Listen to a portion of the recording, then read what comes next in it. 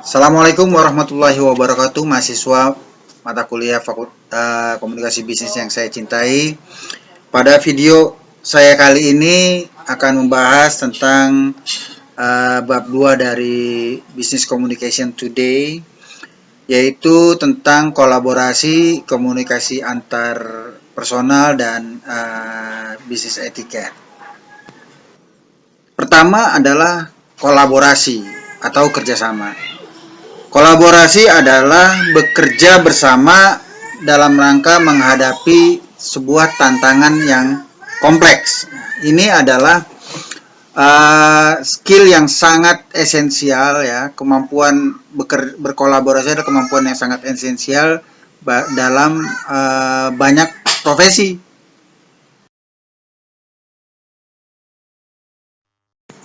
Nah ya, kalau berbicara tentang kolaborasi, maka pastilah kita tidak mungkin untuk tidak memulainya dengan membahas tim.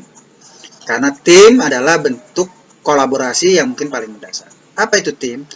Tim itu adalah satu unit atau kelompok terdiri dari 2 orang atau lebih yang memiliki tugas tanggung jawab tertentu, bekerja sama dalam rangka mencapai tujuan bersama yang menjadi tugas tim tersebut. Atau bahasa singkatnya, tim adalah kelompok dalam konteks menyelesaikan tugas. Nah, beberapa tim itu bisa bentuknya panitia, komite, gugus tugas, ya, banyak gitu. Nah, beberapa tim itu memang khusus dibentuk ya untuk menyelesaikan satu tugas tertentu. Gitu. Nah, kemudian ya seperti panitia, gugus tugas, pansus, panja gitu kan. Tim pencari fakta itu memang dibentuk untuk satu tugas tertentu, dan begitu tugasnya rampung, mempertanggungjawabkan, kemudian tim itu dibubarkan. Nah, ada juga tim yang sifatnya cross function ya, lintas sektoral. Ada orang departemen finance, ada orang departemen produksi, ada orang marketing di dalamnya, ada orang HRD. Nah, itu mereka menyatu, kemudian memiliki berbagai opsi sudut pandang mereka menyelesaikan tugas yang dibebankan. Nah, ada lagi komite. Komite ini adalah satu bentuk tim yang formal yang biasanya masa kerjanya agak panjang, 1 tahun atau bahkan bisa lebih.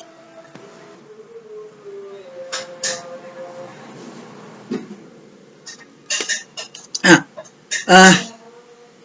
seperti tadi sudah dibilang bahwa sering tim itu, keanggotaan itu terdiri dari berbagai latar belakang pengalaman maupun pengetahuan atau dari lintas beberapa departemen. Tentu saja hal ini akan memberikan banyak keuntungan bagi tim, tetapi juga tidak sedikit kerugiannya. Nah, keuntungan tim adalah dengan orang dari berbagai ini, maka akan ada peningkatan pengetahuan dan informasi bagi keseluruhan anggota tim, karena ada sharing pengetahuan dari anggota yang berbeda latar belakang pengetahuan dan pengalaman. Yang kedua adalah adanya keberagaman sudut pandang, perspektif. Tentu saja perspektif orang keuangan, orang HRD, orang produksi, orang marketing ini berbeda-beda seringkali. Ya, itu akan memberikan kekayaan bagi tim sendiri dalam memecahkan masalah atau dalam menyelesaikan tugasnya.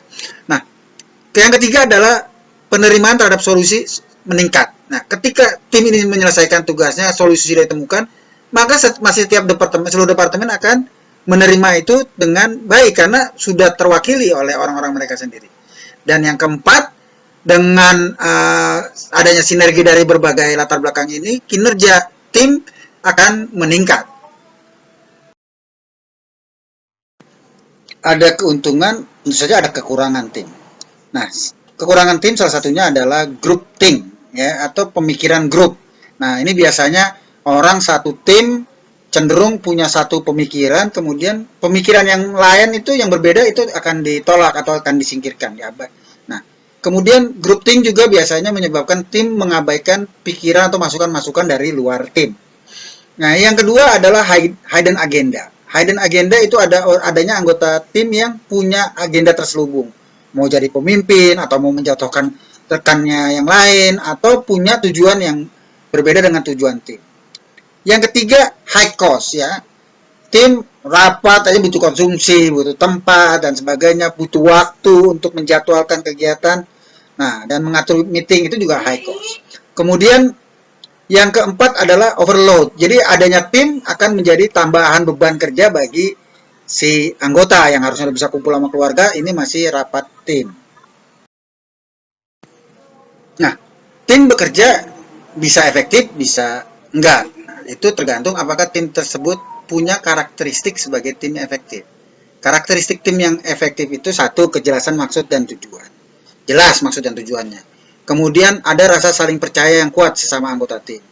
Ketiga, komunikasi yang terbuka dan jujur. Keempat, pengambilan keputusannya konsensus. Kelima, berpikir kreatif. Keenam, mampu menyelesaikan konflik. Tiap tim tentu saja ada dinamika kelompoknya ya. Dinamika kelompok itu proses dan interaktif di antara anggota tim. Gitu. Ada 3 hal yang paling menonjol dari dinamika kelompok. Pertama, masalah peran, ya, masalah peran anggota tim.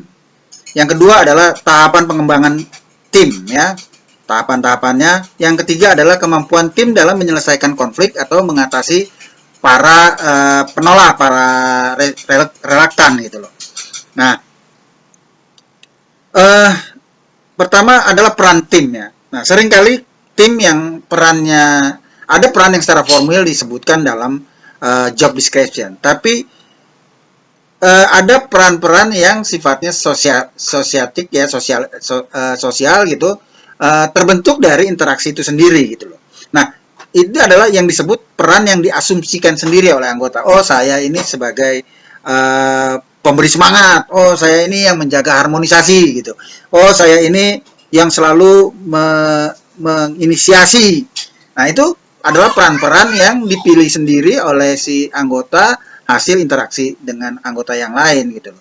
Nah, peran ini ada yang berfungsi, ada yang positif, ya, yang fungsional, ada yang disfungsional, ada yang negatif. Nah, yang disfungsional itu adalah peran yang hanya berorientasi pada dirinya sendiri. Misalnya pengendalian, controlling, ini orang maunya dia mendominasi tim.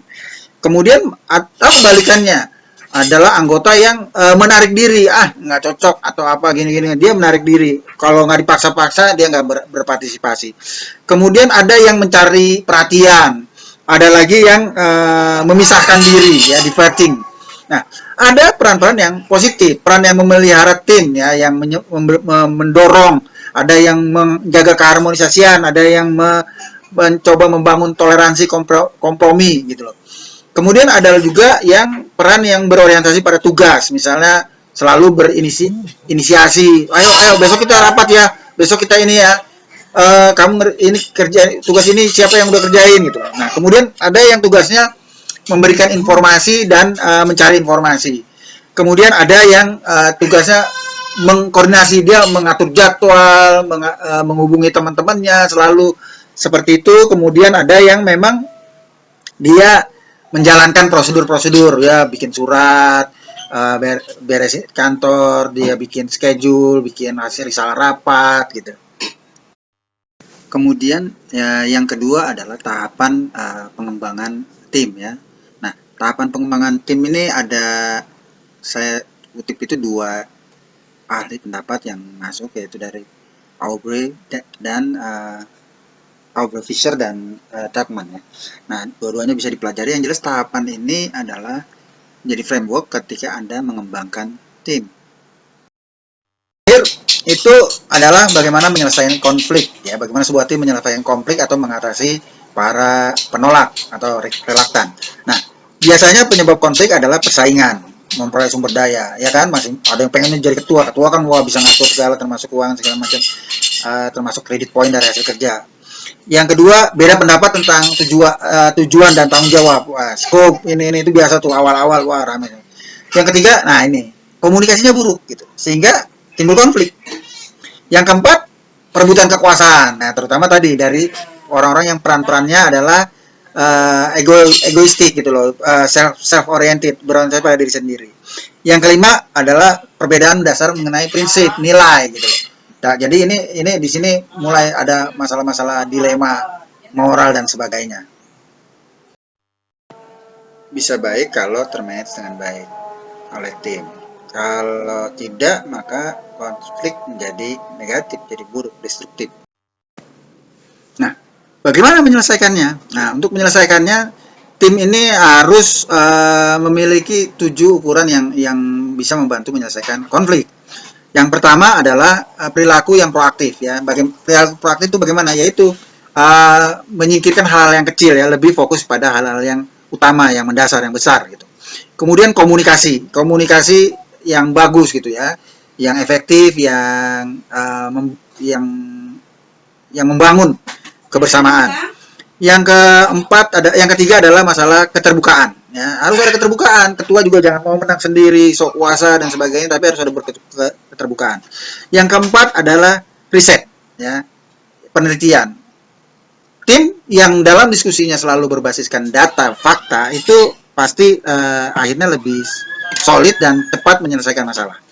Kemudian flexibility, ya, nggak boleh ada orang yang kekehan gitu, keras kepala gitu, ini maunya pendapatnya dia. Nah, ini nggak bisa, harus ada flexibility, harus ada kemauan untuk melihat beyond pendapat kita sendiri.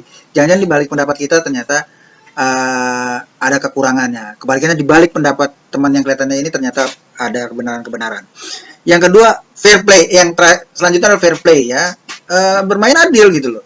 Ya, walaupun kita ketua tim, tapi kalau anak buah punya pandangan benar harus kita akui. Kalau kita salah, teman benar ya kita harus fair gitu. Nah, yang kalau ditugasin kerjakan, nah itu juga fair play gitu. Nah, yang terakhir adalah membangun alliance gitu ya, bikin kekuatan kerjasama dengan kelompok lain juga, dengan sebagainya, dengan orang-orang di luar kelompok. Nah, itu satunya. Kemudian bagaimana menghadapi penolakan? Nah, biasanya seringkali yang efektif itu menghadapi penolakan adalah coba mendengar apa sih, kenapa mereka menolak gitu, kenapa mereka resisten. Biasanya mereka takut akan perubahan dan sebagainya, atau punya pesimistik gitu dan sebagainya. Itu yang harus diselesaikan.